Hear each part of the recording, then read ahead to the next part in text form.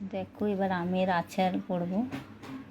এই যে আমগুলো তো আজকে রোদ পায়নি, তো আমি হাত দিয়ে মাখাতে পারছি না, তো লঙ্কা গুঁড়ো আর হলুদ গুঁড়ো আর তেল দিয়ে এটা মাখাবো।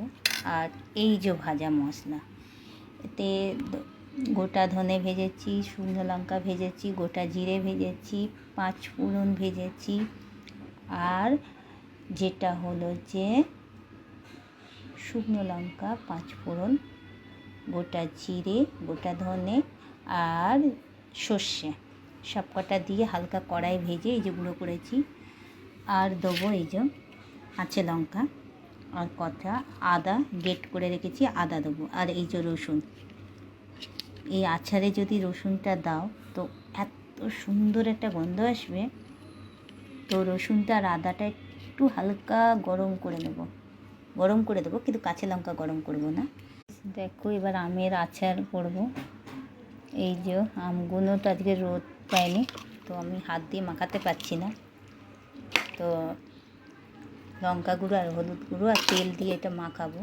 আর এই যে ভাজা মশলা, এতে গোটা ধনে ভেজেছি, শুকনো লঙ্কা ভেজেছি, গোটা জিরে ভেজেছি, 5 ফোড়ন ভেজেছি, আর যেটা হলো যে শুকনো লঙ্কা, 5 ফোড়ন, গোটা জিরে, গোটা ধনে আর সর্ষে সব কটা দিয়ে হালকা কড়াই ভেজে এই যে গুঁড়ো করেছি। আর দেবো এই যে কাঁচা লঙ্কা আর কটা আদা গ্রেট করে রেখেছি, আদা দেবো। আর এই যে রসুন, এই আচারে যদি রসুনটা দাও তো এত সুন্দর একটা গন্ধ আসবে। তো রসুনটা আর আদাটা একটু হালকা গরম করে দেবো, কিন্তু কাঁচা লঙ্কা গরম করব না। কাঁচা লঙ্কা দিয়ে দিলাম, এতে লঙ্কা গুঁড়ো আর হলুদ দিয়েছি। আর এই যে বিন নুনের প্যাকেট এনেছি, বিন নুন দেবো, এমনি নুনও দেবো, এই যে এমনি নুন।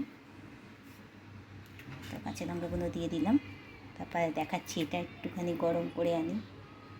এরম বড় বড় করে টুকরো করে একটু গরম করে দিলে হেবি সুন্দর গন্ধটা আসে।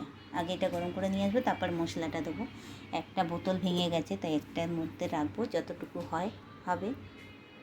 আমটা হলো যে একটু কড়াই নেড়ে নিয়েছি, দেখো এরম পাক টাইপের হয়ে যাবে। কেন কড়াই নেড়ে নিলাম, যাতে নুন দেওয়া ছিল জল বেরিয়ে গেছে, আজকে রোদ ওঠেনে নষ্ট হয়ে যাবে, ওই জন্য কড়াই নেড়ে নিলে তো 1 বছর ধরে কিচ্ছু হবে না।